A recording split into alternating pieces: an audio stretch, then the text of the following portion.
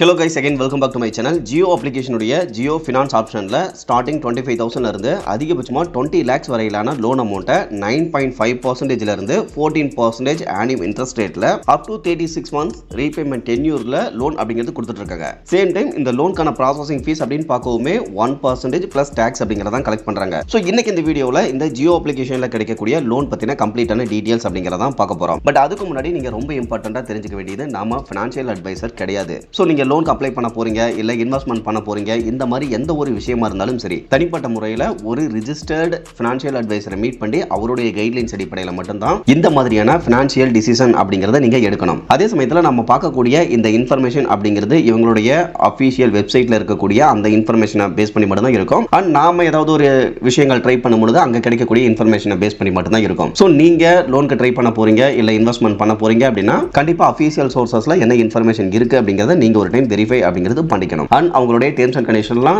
Check பண்ணி பார்த்துக்கிட்டு அதெல்லாம் உங்களுக்கு தனிப்பட்ட முறையில் ஓகே அப்படின்னா அப்ளை பண்ணலாம், அதர்வைஸ் அவாய்ட் பண்ணிடலாம். ஓகே கேஸ், இப்போ இந்த லோன் டீடைல்ஸ் அப்படிங்கிறத பார்க்கறதுக்கு முன்னாடி இன்வெஸ்ட்மெண்ட் பேஸ்டு இருக்கக்கூடிய ஒரு சின்ன இன்ஃபர்மேஷன் அப்படிங்கிறத பார்த்துடலாம்.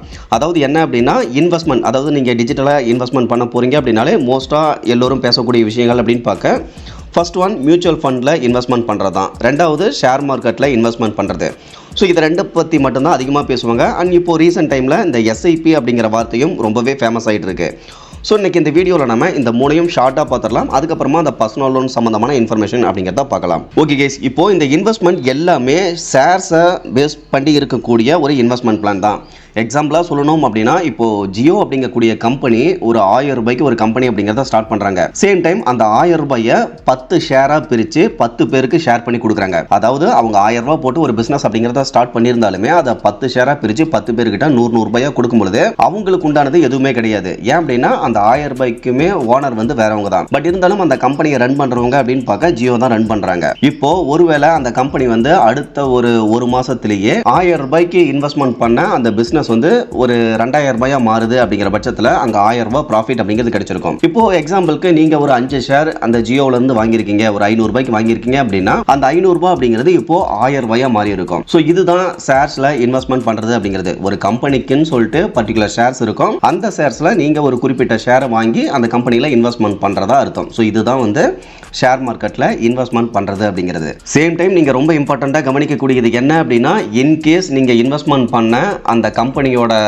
டோட்டல் வேல்யூ வந்து 1000 ரூபாயிலிருந்து 500 ரூபாய் மாறுச்சு அப்படின்னா அந்த 500 ரூபாய்க்கு உண்டான லாஸ் அப்படிங்கிறது கண்டிப்பாக உங்களுடைய இன்வெஸ்ட்மெண்ட்லையும் ரிஃப்ளெக்ட் ஆகும். ஸோ உங்கள் ப்ராஃபிட் எந்த அளவுக்கு பாசிபிலிட்டிஸ் இருக்கோ அந்த அளவுக்கு லாஸ் அப்படிங்கிறதுமே பாசிபிலிட்டிஸ் இருக்கு. ஓகே கேஸ், இதுதான் இன்வெஸ்ட்மெண்ட் அப்படிங்கிறது. இப்போ இதில் ஷேர் வாங்குறது, ஷேர் மார்க்கெட்டில் இன்வெஸ்ட்மெண்ட் பண்ணுறது என்ன அப்படின்னா என்னன்னா நீங்கள் டைரெக்டாக ஒரு கம்பெனியை சூஸ் பண்ணி நீங்கள் கொஞ்சம் R&D பண்ணிட்டு ஒரு பர்டிகுலர் கம்பெனியை சூஸ் பண்ணிட்டு இந்த கம்பெனியில் நல்ல growth இருக்கிற மாதிரி தெரியுது, ஸோ நான் டைரெக்டாக ஷேர் வாங்குறேன் அப்படின்னு சொல்லிட்டு நீங்கள் ஒரு டிமேட் அக்கௌண்ட்டை ஓப்பன் பண்ணி அந்த அக்கௌண்ட் வழியாக நீங்கள் ஒரு பர்டிகுலர் கம்பெனியில் இருக்கக்கூடிய ஷேர்ஸை வந்து வாங்கிக்க முடியும். ஸோ இந்த மாதிரி உங்ககிட்ட எப்போலாம் கையில் காசு இருக்கோ அப்போலாம் நீங்கள் வந்து அந்த ஷேரை வாங்கி இன்வெஸ்ட்மெண்ட் அப்படிங்கிறது பண்ணிக்க முடியும். இதுக்கடுத்து இந்த மியூச்சுவல் ஃபண்ட் அப்படின்னா என்ன அப்படின்னு கேட்டிங்கன்னா உங்ககிட்ட அமௌண்ட் இருக்குது, பட் அந்த R&D பண்ணுறதுக்குலாம் டைம் கிடையாது, எந்த கம்பெனி நல்ல கம்பெனி கெட்ட கம்பெனிலாம் எனக்கு தெரியாது அப்படிங்கிற பட்சத்தில் நீங்கள் வந்து ஒரு பர்டிகுலர் ஆளுகிட்ட வந்து இன்வெஸ்ட்மெண்ட் பண்ண சொல்லி அந்த அமௌண்ட்டை கொடுத்துருவீங்க. இப்போ இந்த மாதிரி பார்த்தீங்கன்னா நிறைய பேர் பண்ணிட்டு இருக்காங்க. இப்போது ஸ்டேட் பேங்க் வந்து ரொம்ப இம்பார்ட்டண்ட்டாக இருக்குது. இப்போது நீங்கள் ஸ்டேட் பேங்க்கில் போயிட்டு நான் ஒரு மியூச்சுவல் ஃபண்டில் இன்வெஸ்ட்மெண்ட் பண்ணுறேன்னு சொல்லி ஸ்டேட் பேங்க்கில் பர்டிகுலர் அமௌண்ட் கொடுத்தீங்க அப்படின்னா அவங்க வந்து ஒரு பர்டிகுலர் கம்பெனியை சூஸ் பண்ணி அந்த கம்பெனியில் உங்களுடைய அமௌண்ட் அப்படிங்கிறத இன்வெஸ்ட்மெண்ட் பண்ணிடுவாங்க. ஸோ அந்த கம்பெனிலேருந்து வரக்கூடிய ரிட்டர்ன்ஸை ஸ்டேட் பேங்க் வந்து உங்களுக்கு வாங்கி கொடுப்பாங்க. சேம் டைம் அதுக்கு உண்டான ஒரு சின்ன கமிஷன் அமௌண்ட்டையும் ஸ்டேட் பேங்க் அப்படிங்கிறவங்க வாங்கிக்குவாங்க. ஸோ இதை பொறுத்தவரைக்கும் ஒரு எக்ஸாம்பிள் தான். ஸோ இந்த மாதிரி நீங்கள் டைரெக்டாக இன்வெஸ்ட்மெண்ட் பண்ணுறீங்க அப்படின்னா அது டைரெக்டாக நீங்கள் ஷேர்ஸில் வந்து இன்வெஸ்ட்மெண்ட் பண்ணுறது. இன்கேஸ் வேற யாருக்கிட்டையாவது கொடுத்து நீங்கள் இன்வெஸ்ட்மெண்ட் பண்ண சொல்கிறீங்க அப்படின்னா அது பேர் வந்து மியூச்சுவல் ஃபண்ட். இப்போ உங்களுக்கு அடுத்த மூணாவது ஒரு டவுட் இருக்கும். அப்போ எஸ்ஐபி அப்படின்னா என்ன அப்படின்னா இந்த ரெண்டுமே மேனுவலாக நீங்கள் கையில் காசு இருக்கிறப்போ இன்வெஸ்ட்மெண்ட் பண்ணிக்கிறது தான். பட் இந்த எஸ்ஐபி அப்படிங்கிறது என்னன்னா இப்போ நீங்கள் ஒரு சீட்டு போடுறீங்க அப்படிங்கிற பட்சத்தில் எவ்ரி மந்த் அதாவது லோன் இஎம்ஐ கட்டும்போது என்ன பண்ணுவீங்க, அந்த பர்டிகுலர் டேட்டில் உங்களுடைய பேங்க் அக்கௌண்ட்லேருந்து அமௌண்ட் அப்படிங்கிறத டெபிட் பண்ணி எடுத்துப்பாங்க உங்களுடைய லோனுக்கான இஎம்ஐ அமௌண்ட்டாக. ஸோ அதே மாதிரியே இப்போ நீங்கள் ஒரு பர்டிகுலர் அமௌண்ட்டை செட் பண்ணி வச்சிட்டீங்க அப்படின்னா அந்த பர்டிகுலர் தேதியில் உங்களுடைய அக்கௌண்ட்லேருந்து அமௌண்ட் டெபிட் ஆகிட்டு நீங்கள் என்ன ஷேர்ஸை வந்து சூஸ் பண்ணி வச்சுருக்கீங்களோ அந்த ஷேர்ஸில் வந்து அந்த அமௌண்ட் வந்து இன்வெஸ்ட் ஆயிரும். ஸோ இதுதான் எஸ்ஐபி அப்படிங்கிறது. ஸோ எஸ்ஐபி அப்படிங்கிறது இன்வெஸ்ட்மெண்ட் கிடையாது, அந்த இன்வெஸ்ட்மெண்ட் பண்ணுறதுக்கான ஒரு வழி தான். அதாவது என்னன்னா அந்த ஆட்டோ டெபிட் ஆகிட்டு அமௌண்ட் வந்து அங்கே இன்வெஸ்ட் ஆகிற அந்த ப்ராசஸ் தான் எஸ்ஐபி அப்படிங்கிறது. ஸோ எஸ்ஐபி அப்படிங்கிறது இன்வெஸ்ட்மெண்ட் கிடையாது, இது நல்லா தெரிஞ்சுக்கோங்க. ஓகே கேஸ், இப்போ உங்களுடைய ஜியோ அப்ளிகேஷனை ஓப்பன் பண்ணீங்க அப்படின்னா ஃபர்ஸ்ட் எடுத்ததுமே ஃப்ரண்ட் இன்டர்ஃபேஸ் இந்த மாதிரி தான் கொடுத்துருப்பாங்க. இதில் ஃபினான்ஸ் அப்படின்னு சொல்லிட்டு ஒரு மெனு இருக்கும். ஜஸ்ட் அந்த ஃபினான்ஸ் அப்படிங்கிறத கிளிக் பண்ணிக்கோங்க. இப்போ வந்து பார்த்தீங்கன்னா இந்த இடத்துல ஒரு யூபிஐ அப்ளிகேஷனில் என்னென்ன ஆப்ஷன்லாம் கொடுப்பாங்களோ அந்த மாதிரியான ஆப்ஷன் அப்படிங்கிறதும் கொடுத்துருப்பாங்க. தென் அடிஷ்னலாக இப்போ வந்து இவங்க சேவிங்ஸ் அக்கௌண்ட் அப்படிங்கிறதுமே கொடுக்குறாங்க. அந்த ஒரு ரீசன்னால் இதில் வந்து நீங்கள் எஃப்டியில் இன்வெஸ்ட்மெண்ட் பண்ணுறதாகட்டும், கோல்டு இன்வெஸ்ட்மெண்ட் பண்ணுறதாகட்டும், இல்லை ஏதாவது இன்சூரன்ஸ் பை பண்ணிக்கிறதாகட்டும், இல்லை ஃப்ரீயாகவே இதில் சேவிங்ஸ் அக்கௌண்ட் ஓப்பன் பண்ணுறதாகட்டும், இதுக்கான ஆப்ஷன் அப்படிங்கிறதுமே கொடுத்துருப்பாங்க. ஸோ இதில் ஏதாவது உங்களுக்கு நீட் இருந்தது அப்படின்னாலும் அதை கிளிக் பண்ணி நீங்கள் ட்ரை பண்ணி பார்த்துக்கலாம். இப்போ நாம் மெயினாக பார்க்க வேண்டியது இதில் லோன் ரிலேட்டடாக என்ன இன்ஃபர்மேஷன் இருக்குது அப்படிங்கிறது தான்.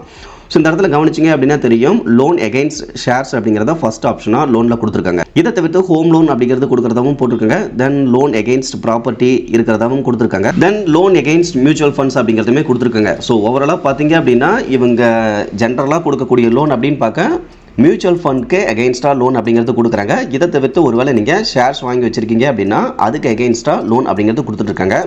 ஸோ இதில் பர்சனல் லோனோ இல்லை பிஸ்னஸ் லோனோ தற்போதைய சுச்சுவேஷனில் கிடையாது. மேபி ஃபியூச்சரில் வேணும்னா வரதுக்கு வாய்ப்பு இருக்குது. ஓகே கேஸ், இப்போ அதெல்லாம் விட்டுருவோம். இப்போது இந்த mutual fund based personal loan இவங்க எப்படி கொடுப்பாங்க, இல்லை ஷேர்ஸ்க்கு எகெயின்ஸ்டாக லோன் எப்படி கொடுப்பாங்க அப்படின்னா, மியூச்சுவல் ஃபண்ட் சைடு போனாலும் சரி, இல்லை ஷேர்ஸ் எகெயின்ஸ்ட் லோன் அப்படின்னு பார்த்தாலுமே சரி, இந்த ரெண்டு ஆப்ஷன்லையுமே நீங்கள் எவ்வளோ ஷேர்ஸ் வந்து வாங்கி வச்சுருக்கீங்களோ அந்த ஷேர்ஸை வந்து இவங்க கம்பெனி கிட்ட பிளட்ஜ் பண்ணிக்கிற மாதிரி இருக்கும். பிளட்ஜ் பண்ணிக்கிற மாதிரினா எதுவும் கிடையாது. உங்களுடைய ஷேர்ஸ் வந்து இவங்ககிட்ட அடமானம் வச்சிருவீங்க. இன்னும் சொல்ல போனால் இப்போ லேண்ட் அக்ரிமெண்ட்லாம் போடுவாங்க பார்த்துருக்கீங்களா? அதாவது என்னன்னா அந்த பர்டிகுலர் டைமுக்குள்ளே நீங்கள் வாங்கின அமௌண்ட்டை திருப்பி கொடுத்துடணும். இன்கேஸ் திருப்பி கொடுக்கல அப்படின்னா அவங்களுக்கு அந்த லேண்டை சேல்ஸ் பண்ணுறதுக்கான அத்தனை உரிமையுமே இருக்குது அப்படிங்கிற மாதிரியான ஒரு அக்ரிமெண்ட் அப்படிங்கிறது நம்ம ஏரியாவில் போடுவாங்க. ஸோ காமனாக கடன் கொடுக்கும்போது அந்த மாதிரி பண்ணிட்டு தான் கடன் அப்படிங்கிறத அதிக அளவில் கொடுத்துட்ருப்பாங்க. ஸோ அந்த மாதிரியான ஒரு ப்ராசஸ் அப்படிங்கிறத இங்கே நடக்குது. அதாவது என்னன்னா உங்களுடைய ஷேர்ஸை வந்து இவங்க கிட்ட அடமானம் வச்சுட்டு நீங்கள் அமௌண்ட் வாங்குறீங்க.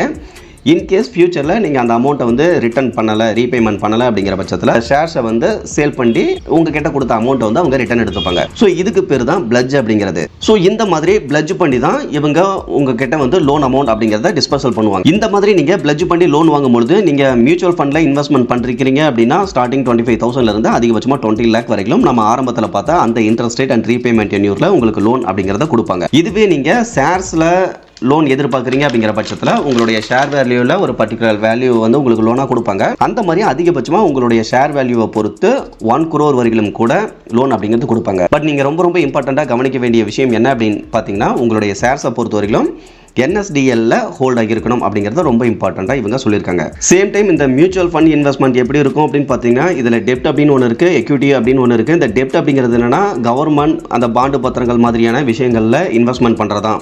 ஸோ அதை பொறுத்த வரைக்கும் ரொம்பவே சேஃப்டியான ஒரு ஷேர்ஸ் அப்படின்னு சொல்லலாம். ஸோ அந்த மாதிரியான கவர்மெண்ட் பாண்டில் இன்வெஸ்ட்மெண்ட் பண்ணும்பொழுது ரிட்டர்ன்ஸ் அப்படிங்கிறது கேரண்டியாக கிடைக்கும். பட் என்ன ஒன்றுன்னு கேட்டிங்கன்னா ப்ராஃபிட் அப்படிங்கிறதும் லிமிட்டடாக தான் இருக்கும். அந்த மாதிரி நீங்கள் இன்வெஸ்ட்மெண்ட் பண்ணியிருக்கீங்க மியூச்சுவல் ஃபண்டில் அப்படிங்கும் பொழுது உங்களுடைய இன்வெஸ்ட்மெண்ட் அமௌண்ட்டில் 90% அப்படிங்கிறது லோனாக கொடுப்பாங்க. இன்கேஸ் நீங்கள் வேறு ஏதாவது ஸ்டாக்ஸில் இன்வெஸ்ட்மெண்ட் பண்ணியிருக்கீங்க, எக்யூட்டியில் வந்து இன்வெஸ்ட்மெண்ட் பண்ணியிருக்கீங்க அப்படிங்கிற பட்சத்தில் அதில் வந்து வேலடைல் வந்து ரொம்ப அதிகம். ஸோ சடனாக மேலே போகிறதுக்கும் சான்ஸ் இருக்குது, கீழே வரதுக்கும் சான்ஸ் இருக்குது.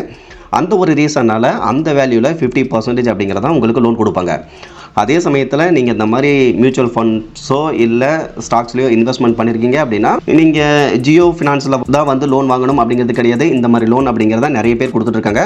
அதே சமயத்தில் இந்த மியூச்சுவல் ஃபண்டை நீங்கள் எங்கே இன்வெஸ்ட்மெண்ட் பண்ணியிருக்கீங்களோ, எந்த கம்பெனியில் இன்வெஸ்ட்மெண்ட் பண்ணுறீங்களோ அங்கேயே நீங்கள் டைரெக்டாக லோன் அப்படிங்கிறது கூட அப்ளை பண்ணி வாங்கிக்க முடியும்.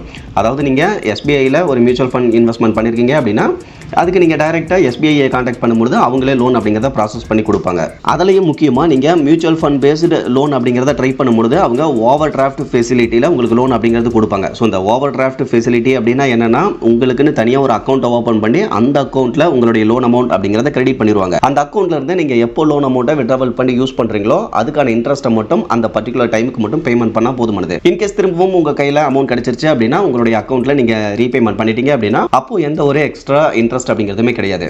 ஸோ இந்த மாதிரி ஓடி ஆப்ஷனில் லோன் கொடுக்கறது இதில் இருக்கக்கூடிய இன்னொரு ப்ளஸாகவும் இருக்குது. ஓகே கைஸ், ஓவராலாக இன்னைக்கான வீடியோவில் இந்த ஜியோ அப்ளிகேஷனில் ஜியோ ஃபினான்ஸில் எந்த மாதிரியான லோன் கொடுக்குறாங்க அப்படிங்கிறது உங்களுக்கு ஓரளவுக்கு தெரிஞ்சிருக்கும். அண்ட் இதில் ஜியோவில் கொடுக்கக்கூடிய லோன் பற்றி தெரிஞ்சுக்கிட்டீங்களோ இல்லையோ, ஜென்ரலாக இந்த ஸ்டாக் மார்க்கெட் எப்படி ஒர்க் ஆகுது, இந்த ஷேர்ஸ்னா என்ன, இதை பற்றின டீட்டெயில்ஸ் அப்படிங்கிறது உங்களுக்கு பேசிக்காக தெரிஞ்சிருக்கும் அப்படின்னு நினைக்கிறேன். மேபி எத்தனை பேர் ஃபுல் வீடியோ பார்த்தீங்க அப்படிங்கிறது தெரியல, பட் பார்த்துருந்தீங்க அப்படின்னா டெஃபினட்டாக ரொம்பவே யூஸ்ஃபுல்லாக இருந்திருக்கும். ஓகே கைஸ், இன்றைக்கி பார்த்தா இந்த இன்ஃபர்மேஷன் யூஸ்ஃபுல்லாக இருந்தது அப்படின்னா மறக்காம வீடியோ லைக் பண்ணிட்டு சேனலையும் சப்ஸ்கிரைப் பண்ணியிருக்கேன்.